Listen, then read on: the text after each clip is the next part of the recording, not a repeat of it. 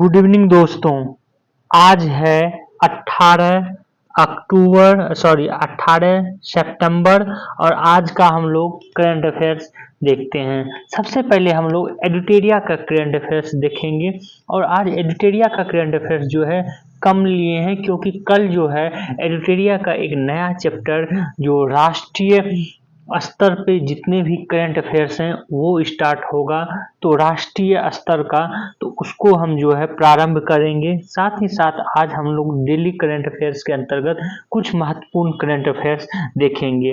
आज हम आपको ये भी बता दें कि आज का करंट अफेयर्स जो है इम्पोर्टेंट है इस मामले में, अगर कोई बिहार एसआई दैट मीन्स कि बिहार दरोगा का अगर एग्जाम देते हैं तो उसमें इस तरह के प्रश्न जो है ज़्यादा पूछे जाते हैं। खास करके पीटी की बात हम कर रहे हैं। पीटी में मेन में तो आपको पहले भी बता चुके हैं कि मेन में करंट अफेयर्स नहीं रहता है बिहार दरोगा का। तो आपको हम बता दें पहला करंट अफेयर्स जो कि पहले चैप्टर ये है मोबाइल ऐप से संबंधित पोर्टल से संबंधित और साथ ही साथ कुछ थीम, ये जो है इस तरह के प्रश्न बिहार एसआई में जो है करंट अफेयर्स के अंतर्गत पूछे जाते हैं ज़्यादातर। अगर आप देखेंगे करंट अफेयर्स का पोर्शन बिहार एसआई के क्वेश्चन बैंक में तो आपको इस तरह के प्रश्न ज़्यादा दिखाई देंगे। तो इसका तात्पर्य यह है कि इस पोर्शन को जो है इस भाग पर फोकस ज्यादा रहता है, तो आप जब पढ़ें तो इस भाग पर जो है आप लोग भी फोकस जरूर करें बिहार एसआई के लिए। तो पहला है सारथी 2.0 या 2.0 मोबाइल ऐप। इसको लॉन्च किसने किया है? तो सेबी ने। ये सबसे महत्वपूर्ण है, आपको याद रखना है। अब आते हैं कि इसका जो है उद्देश्य क्या है। तो इसका उद्देश्य वित्त प्रबंधन में सरल तथा सुलभ बनाने के लिए भारतीय प्रतिभूति तथा नियामक बोर्ड सेबी द्वारा लॉन्च किया गया। किसके लिए? तो वित्त प्रबंधन को सरल और सुलभ बनाने के लिए। अगला है लोकपथ मोबाइल ऐप। इसको एमपी के मुख्यमंत्री मोहन यादव ने प्रारंभ किया है। इसके तहत कोई भी नागरिक गड्ढा युक्त और टूटी सड़क पर फोटो खिंचाकर पीडब्ल्यूडी में शिकायत कर सकता है लोकपथ मोबाइल ऐप के माध्यम से। तो ये भी पूछा जा सकता है कि लोकपथ मोबाइल ऐप जो है किस राज्य की सरकार ने लॉन्च किया है? तो मध्य प्रदेश की सरकार ने। वहीं जो है इम्पोर्टेंट है ज़्यादा ये कि सक्षम ऐप जो है किसने लॉन्च किया है? तो सक्षम ऐप भारतीय निर्वाचन आयोग द्वारा लॉन्च किया गया है। यह 85 वर्ष से अधिक उम्र के व्यक्तियों और 40% विकलांग व्यक्तियों के लिए घर से मतदान की सुविधा प्रदान करने के लिए जो है सक्षम ऐप लॉन्च किया गया है। किसके लिए? 85 वर्ष से अधिक उम्र के व्यक्तियों और 40% विकलांग व्यक्तियों के लिए कि वो घर से ही मतदान कर सके। इसके लिए निर्वाचन आयोग ने कौन सा ऐप लॉन्च किया है? सक्षम ऐप। उसके बाद सी विजिल ऐप भी जो है भारतीय निर्वाचन आयोग ने जारी किया। इसके बारे में तो पूछा भी जा चुका है। आगे देखते हैं सी विजिल ऐप जो है उद्देश्य क्या है। भारतीय निर्वाचन आयोग द्वारा जनता के फोटो वीडियो के माध्यम से चुनाव आचार संहिता के उल्लंघन की रिपोर्ट करने के लिए जो है सी विजिल ऐप लॉन्च किया गया है कि अगर कहीं आचार संहिता का उल्लंघन हो रहा है तो उसको जो है आप सी विजिल ऐप पर जाकर फोटो और वीडियो के माध्यम से रिपोर्ट कर सकते हैं। अगला है संज्ञान मोबाइल ऐप। इसको मनोज यादव जो कि आरपीएफ के महानिदेशक हैं उन्होंने लागू किया है। देश में लागू 3 नए अपराध कानूनों के बारे में आरपीएफ कर्मियों के गहन जानकारी देने के लिए ये ऐप लागू किया गया है। अनुवादनी ऐप, इसको जरूर आप लोग याद रखेंगे। अनुवादनी ऐप केंद्र सरकार द्वारा लागू किया गया है और इसका जो है ध्येय है सभी स्कूल और उच्च शिक्षा पाठ्यक्रमों के लिए स्टडी मटेरियल को डिजिटल रूप में उपलब्ध कराना। ई साक्षी ऐप की बात करें, ई साक्षी ऐप इसको सांख्यिकी और कार्यक्रम कार्यान्वयन मंत्रालय द्वारा जारी किया गया है। संसद सदस्य स्थानीय क्षेत्र विकास योजना के तहत फंड प्रवाह को ट्रैक करने के लिए जो है ये किया गया है।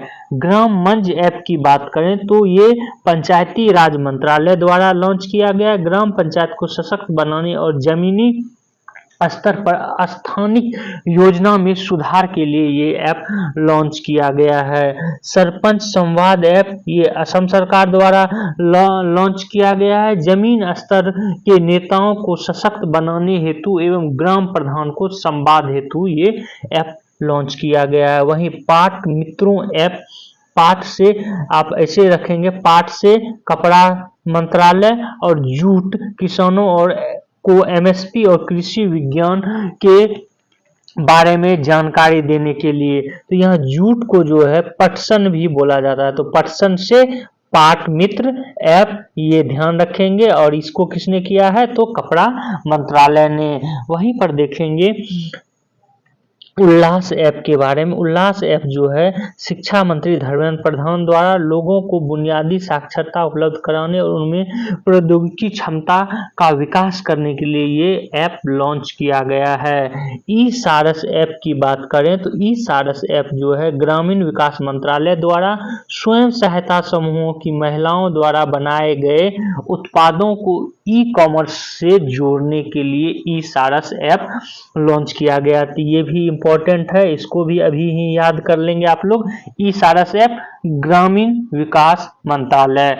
आगे देखते हैं हम लोग कुछ वेब पोर्टल के बारे में। अभी जितने भी जो है हमने ऐप के बारे में जानकारी ली। वेब पोर्टल और ऐप में अंतर ये होता है कि आप ऐप जो है प्ले स्टोर में जाकर डाउनलोड कर सकते हैं, जबकि वेब पोर्टल क्या होता है कि आप जाएं गूगल पे और या क्रोम में और इस पोर्टल को जो है डालें और पूरा डाटा जो है आपको खुलकर आ जाएगा।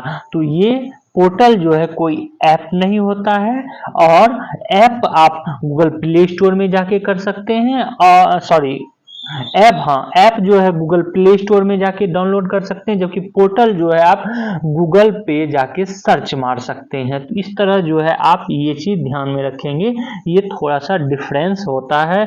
तो स्वाति पोर्टल की बात करें तो प्रधान वैज्ञानिक सलाहकार अजय कुमार सूद जो है जारी इन्होंने किया है और ये स्वाति पोर्टल जो है इसका उद्देश्य STEMM that means science, technology, engineering, math और मेडिकल। STEMM में भारतीय महिलाओं और लड़कियों का प्रतिनिधित्व करने के लिए ऑनलाइन पोर्टल जो है स्वाति पोर्टल है। वहीं जो है SIMS 2.0 पोर्टल जो है ये केंद्रीय इस्पात मंत्रालय द्वारा जारी किया गया है।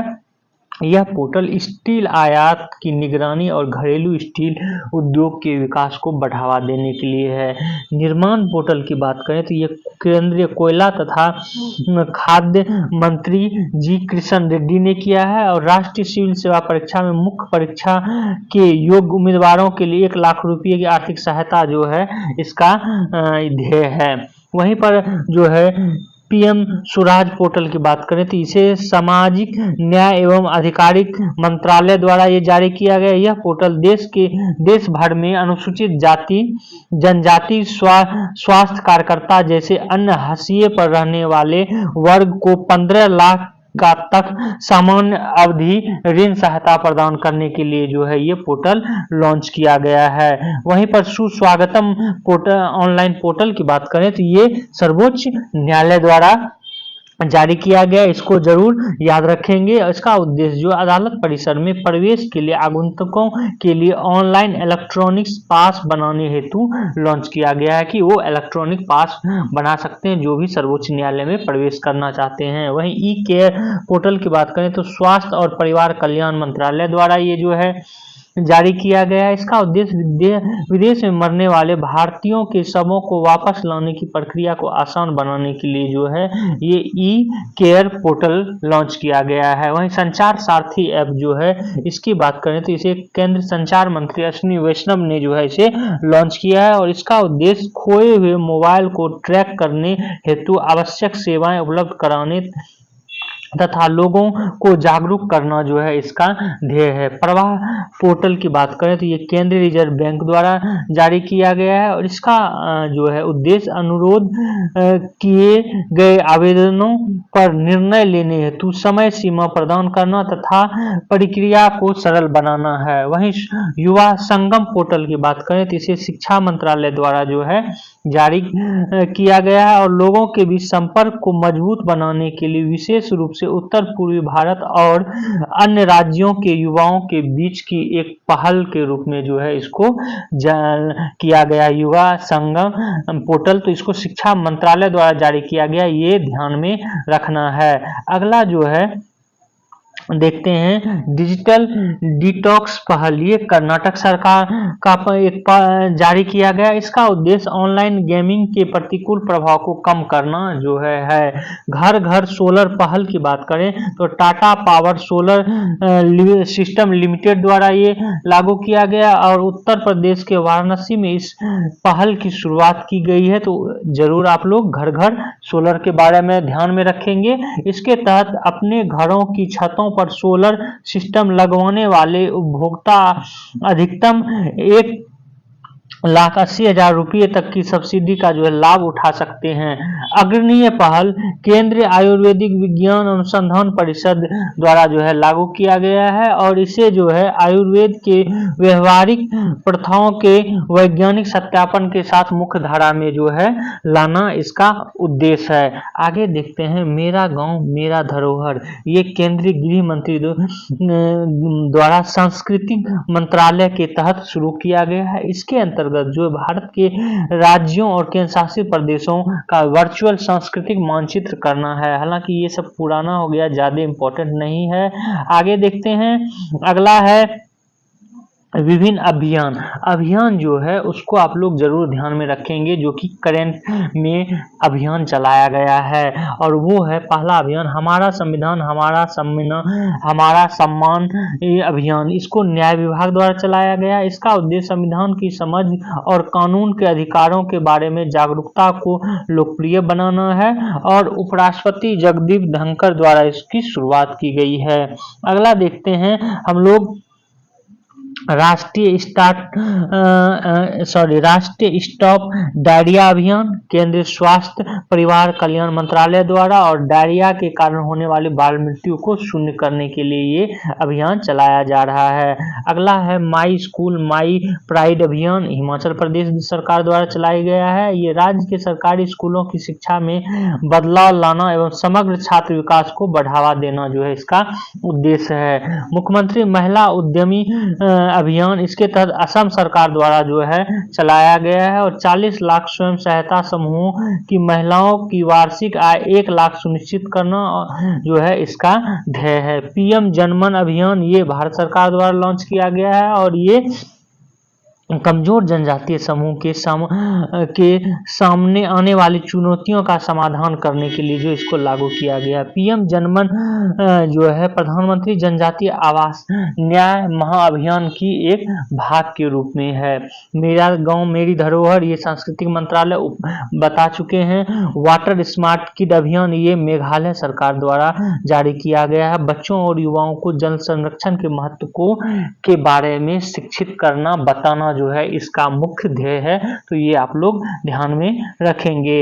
आगे है कुछ पुस्तकें जो हाल में लिखी गई हैं उनके लेखक कौन हैं, ये जो है आपको एसएससी का आप लोग अगर जो तैयारी कर रहे हैं तो इसको तो जरूर से जरूर देखें। हो सके तो कहीं कॉपी पर लिख लें और उसको बार बार देखें, क्योंकि एसएससी वालों के लिए जो है अलग से एक सिलेबस में इंक्लूड किया गया है पुस्तक और उनके लेखक। तो पहली जो है जो कि बिहार के संदर्भ में इम्पोर्टेंट है उसको देखते हैं। पहला पुस्तक बिहार के गांधी नीतीश कुमार, इस पुस्तक को लिखे हुए हैं डॉक्टर अशोक चौधरी और संभवी चौधरी, ये दोनों ने मिलकर, और इसका लोकार्पण जो है किया है बिहार के राज्यपाल श्री राजेंद्र विश्वनाथ आर्लेकर द्वारा। कॉल ऑफ द गिरी, ये परिमल नाथवानी जो है इसको लिखे हुए हैं। उसके बाद भारत के 75 महान क्रांतिकारी भीम सिंह के द्वारा ये लिखा गया है। अगला जो है देखते हैं इम्पोर्टेंट, ये है Kargil war the turning point, ये जो है M.B. रविंद्रनाथ के द्वारा लिखा गया है। ये इम्पोर्टेंट है, इसको अभी ही याद कर लेंगे। इस तरह के प्रश्न जो है एक बार जो है दलाई लामा ने अपनी बायोग्राफी लिखी थी तो उसके बारे में जो विभिन्न एग्जामों में पूछा गया है। इस बार जो है द बुक ऑफ कंपैशन ये लिखे हैं दलाई लामा और कैलाश सत्यार्थी दोनों ने मिलकर लिखा है, तो ये ज्यादा इम्पोर्टेंट हो जाता है, तो आपको जरूर याद रखना है ये बुक का नाम। आगे देखते हैं, अगला है autobiography of the refugee scientist, ये डॉक्टर M.K. सिंगारी ने लिखा है। आगे है ये रविंद्रचंद्र अश्विन और सिद्धार्थ मोंगा ने मिलकर लिखा है I have the streets a kitty cricket story, ये जो है जरूर आप लोग ध्यान में रखेंगे। उसके बाद इंपॉर्टेंट बुक का नाम है सोर्स कोड माय बिगिनिंग्स, ये बिल गेट्स ने लिखा है, तो इसको जरूर याद रखना है। उसके बाद द विनर्स माइंडसेट, इसको सेन वॉटसन ने लिखा है, इसको भी जरूर आप लोग ध्यान में रखेंगे क्योंकि ये बहुत बड़े प्लेयर हैं। उसके बाद कांग्रेस के नेता सलमान खुर्शीद हैं, यहाँ है सलमान रुशिदी, इन्होंने नाइफ एक पुस्तक लिखी है और सलमान रुशिदी की जो है पुस्तक बहुत ही फेमस रहती है, वो पूछ लिया जाता है तो जरूर आप लोग याद रखेंगे। वहीं सैम पेत्रोदा जो कि कांग्रेस से संबंधित भी पहले रह चुके हैं, द आइडिया ऑफ डेमोक्रेसी ये पुस्तक लिखे हैं, इसको भी आप लोग जरूर ध्यान में रखेंगे। उसके बाद देखते हैं इजराइल वॉर डेयरी, ये विशाल पांडे ने लिखा है, इसको भी आप लोग ध्यान में रखेंगे। आगे देखते हैं आज का बुक, ये है एक समंदर मेरे अंदर, हालांकि ज़्यादा इम्पोर्टेंट नहीं है लेकिन ध्यान में रख लेंगे। वहीं जो है Gandhi a life in 3 campaigns, ये MJ अकबर ने लिखा है, इसको ध्यान में रखेंगे। The Rajiv I knew and why he was India's most misunderstood prime minister, तो ये मणिशंकर अय्यर जो है लिखे हैं, तो इसको भी आप लोग जरूर याद कर लेंगे। Misunderstood the Rajiv I know and why he was India's most misunderstood prime minister, Manishankar Aiyar जो है ये लिखे हैं। अगला है नए भारत का सामवेद, इसको तो अभी ही आप लोग याद कर लेंगे क्योंकि इसको पूर्व राष्ट्रपति रामनाथ कोविंद द्वारा जो है लॉन्च किया गया है और नरेंद्र मोदी के संविधान संबंधी उद्गार पर आधारित है, तो जरूर आप लोग ध्यान में रखेंगे। अगला है आपको जो इम्पोर्टेंट है उसको आपको ध्यान में रखना है, ये है ब्रेकिंग द ये मोल्ड, ये रघुराम राजन और रोहित लांबा के द्वारा लिखा गया है। री इमेजिंग इंडियाज इकोनॉमिक फ्यूचर, तो आप जरूर इसको ध्यान में रखेंगे। आगे है the book of life, Vivek Agnihotri ने लिखा है, the book of life my dance with Buddha of success, ये विवेक अग्निहोत्री। अगला है the autobiography of God, Leena Kumar द्वारा ये लिखा गया है, ज़्यादा इम्पोर्टेंट नहीं है। और उसके बाद जो है नेशन कॉलिंग, सोनल गोयल लिखे हैं, ये आपको ध्यान में रखना है। अब आज जो है हम लोग डेली करंट अफेयर्स देखते हैं। डेली करंट अफेयर्स के अंतर्गत ये बहुत ही इम्पोर्टेंट करंट अफेयर्स है कि हॉकी, एशिया हॉकी कप जो है इसमें भारत ने 5वीं बार जो है चैंपियन ट्रॉफी जीती है। एशिया कप में चीन को 1-0 से पराजित कर एशियाई चैंपियन ट्रॉफी विजेता जो है बनी भारतीय टीम, और उप विजेता कौन रहा? तो चीन रहा। वहीं हॉकी टीम, भारतीय हॉकी टीम ने पेरिस ओलंपिक में जो है जीता था कांस्य पदक, और ये कांस्य पदक जो है पेरिस ओलंपिक में लगातार दूसरी बार भारतीय हॉकी टीम ने जीता है। और इस तरह एशियन कप और पेरिस ओलंपिक में जो है भारत ने पदक जीता है। डेट मीन्स कहने का तात्पर्य यह है मेरा कि ओलंपिक में जो है कांस्य पदक जीता, और जो चैंपियन, एशियाई चैंपियन हो रहा था उसमें जो है चीन को हराकर भारत ने ये कप जीत लिया है 5वीं बार। अगला देखते हैं, ये है आपकी अतिशी जो हैं ये होंगी दिल्ली की नई मुख्यमंत्री। बस इतना भी आप लोग याद रखेंगे तो आपका प्रश्न जो है बन जाएगा कि मुख्यमंत्री नई दिल्ली की कौन जो है बनी हुई हैं, तो अतिशी जो है बनी हैं। और दिल्ली की ये 8वीं और कार्यकाल के लिहाज से ये 12वीं मुख्यमंत्री होंगी। तो ये दिल्ली की 8वीं मुख्यमंत्री और कार्यकाल के अनुसार जो है ये 12वीं मुख्यमंत्री हैं। और वीके सक्सेना जो है ये दिल्ली के उपराज्यपाल हैं, ये भी आप लोग ध्यान में रखेंगे। अगला है करंट अफेयर्स आज का, ये है भारतीय धरती पर जन्मे सावक चिता प्रोजेक्ट्स। तो आपको ये याद रखना है कि चिता प्रोजेक्ट जो है इसको 2022 में लॉन्च किया गया था, और चिता प्रोजेक्ट के तहत नामीबिया से जो है 17 सितंबर 2022 को नामीबिया से 8 और फरवरी 2023 को दक्षिण अफ्रीका से 12 चीते जो है लाए गए थे। इनमें से अब तक 8 चीते की विभिन्न कारणों से मौत हो चुकी है, और वर्तमान में जो है 12 शावक ने जन्म दिया है। इस तरह आप देखेंगे, चूंकि यहाँ का क्लाइमेट और अफ्रीका कॉन्टिनेंट का क्लाइमेट अलग है, इसलिए जो है जब इस क्लाइमेट में किसी बच्चे का जन्म हुआ भारतीय क्लाइमेट में और बचपन से ये इस क्लाइमेट में रहेगा, तो जो है फिर धीरे धीरे चीतों की संख्या में भारत में वृद्धि जो है होगी। तो ये इम्पोर्टेंट हो जाता है। आपको इम्पोर्टेंट तो ये याद रखना कि प्रोजेक्ट चीता कब लॉन्च किया गया और किस देश से भारत ने चीता मंगवाया था। आगे आज का करंट अफेयर्स देखते हैं। आज का अगला करंट अफेयर है, ये है मोहना जो है स्क्वाड्रन लीडर मोहना सिंह, ये जो है स्वदेशी हल्के लड़ाकू विमान तेजस का संचालन करने वाली जो है विशिष्ट 18 फ्लाइंग बुलेट्स स्क्वाड्रन में जो है शामिल होने वाली पहली महिला फाइटर पायलट बन गई है। तो आपको ये याद रखना, तेजस का संचालन करने वाली विशिष्ट 18 फ्लाइंग बुलेट्स स्क्वाड्रन में शामिल होने वाली पहली महिला कौन है?